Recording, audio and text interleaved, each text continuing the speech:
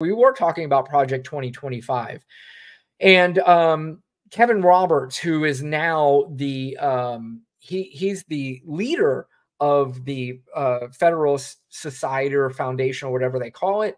That's after the original leader had stepped down. And so he's taken over, and basically they have been doing everything they can. Donald Trump has been doing everything he can to separate himself from Project 2025. It's obviously because it's not very popular, and a lot of people are starting to take notice of this thing. So people are like, wow, this is really crazy. And Donald Trump is trying to pretend like he doesn't understand anything about it, even though he says, I know what's in it. It's crazy, but I don't know what's in it. He's all over the place about it. But this is Kevin Roberts. He was being interviewed on NBC, and they were asking about his involvement and Donald Trump's involvement in Project 2025. And this is what he had to say about it. Oh, sorry. No, sorry. This is where I need a producer. Hang on, guys. Stay with me. Don't go anywhere. Here we go. All right. Relationship between the nominee and Project 2025. Well, on one level, it's good that President Trump and his campaign distance their campaign from anything else, right? I mean, they're trying to win an election. Also, legally, it's important for people to know that Project 2025 is independent of any candidate. Now, we've put this together for any candidate to lean on. But secondly, to the heart of your question, our relationship with Mr. Trump and his advisors remains very good. Yeah, I mean, first of all, Project 2025, it literally says in it is designed for whoever the presidential candidate is, and we are going to implement these things on day one of the presidency. So Donald Trump is the nominee. So using this language to try to sucker people again that, you know, this is for anybody. This isn't just for Donald Trump. It specifically says in Project 2025, because I read about 100 pages of it. And in the very beginning, you could see that, and it's a 900-page document, by the way. You could see that this is designed for whoever is going to be taking office. They all know it's Donald Trump. And not to mention, you could look at all the authors of Project 2025, and there's quite a few, a lot of associates of Donald Trump, prior associates and present associates that are involved in Project 2025. So, you know, again, they're going to try to take this tactic of, doing the, I don't really know, this is but I don't think it's working. And luckily, Project 2025 has been said over and over enough that enough voters are looking at this like, wow, this is pretty dangerous. And if there's anybody out there who doesn't believe that they absolutely plan on implementing this on day one, you are out of your mind. They are literally going to fire lifelong people who have been in the government, who do the right thing, who go by the letter of the law and not by what the president says. Like the Federal Reserve, they're going to fire the head of the Federal Reserve and put in their own yes man so they can control everything on the Federal Reserve. The Federal Reserve is supposed to work independent of the president. They're going to fire the leader of the Department of Justice and put in their yes man. And the Department of Justice, same thing, supposed to work independent of the president of the United States. And they're going to do the guise as if they are, but they're going to do whatever Donald Trump, or not Donald Trump, because Donald Trump's not going to tell them shit. They're going to do whatever they tell Donald Trump to make him think that he's telling them.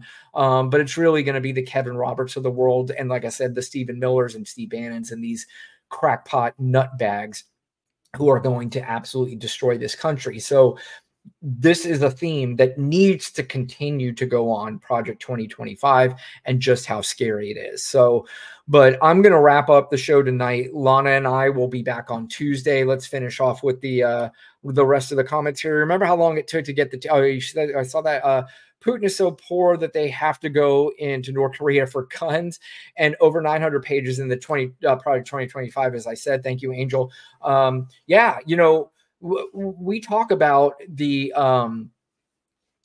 we talk about the foreign policy, and Joe Biden is phenomenal at foreign policy. And I've heard people say who know about foreign policy more than I do, said that his handling of Ukraine and Russia is one of the best foreign policy handlings of anything in the history of the United States, how well he has handled this, because Russia now is depleted significantly. They're a shell of themselves. And it is because of the support that we have shown for the Ukraine against Russia. And you know what? There are a lot of Republicans, even MAGA Republicans, who absolutely agree with what Joe Biden is doing. They may not say it out loud, and they may not give him the credit, but they agree. They agree that Ukraine, but you have the Marjorie Taylor Greens and all these assholes who want to side with Vladimir Putin and Russia, Tucker Carlson, who's out there and making his viewers think that maybe Russia is more of somebody that's on our side than the Ukraine is. In fact, now you've got Americans, literal Americans, who will defend Russia over other American citizens because they vote for Kamala Harris or Joe Biden or Barack Obama, which is absolutely fucking insane. Just absolutely insane. I don't like MAGA. I don't like these people. I think they're fucking crazy, but I'm not defending Russia over them. That's fucking nuts. I mean, this is where we are. This is just insanity. And how anybody can look at this and go, this makes complete sense. I mean, people wearing t-shirts saying, I'd rather be Russian than a Democrat. What is this? What are we doing here? And, you know, one day, I think we're all going to, no, not I think, I know one day this country is going to look back, and this is going to be looked back as one of the worst times in American history. And it's not because of Joe Biden. It's not because of Kamala Harris. It's not because of Barack Obama. It is because of Donald Trump and the MAGA movement. And it's going to be one of the biggest embarrassments in this country's history. It already is. But when the dust is settled, two things.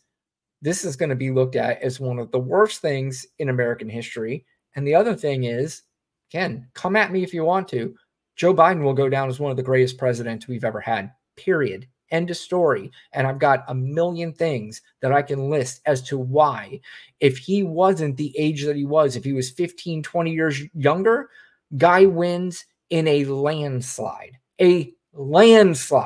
in this upcoming election. It wouldn't even be close. It would be one of the biggest blowouts in America. Maybe it wouldn't. And I think, you know what? I will take that back. It wouldn't be one of the biggest blowouts in American history because there has been a certain sector of the country that has been programmed that no matter how well a Democratic president does, that they are going to be seen not just as terrible, but they're going to be seen as the enemy. That's just, you know, a fact.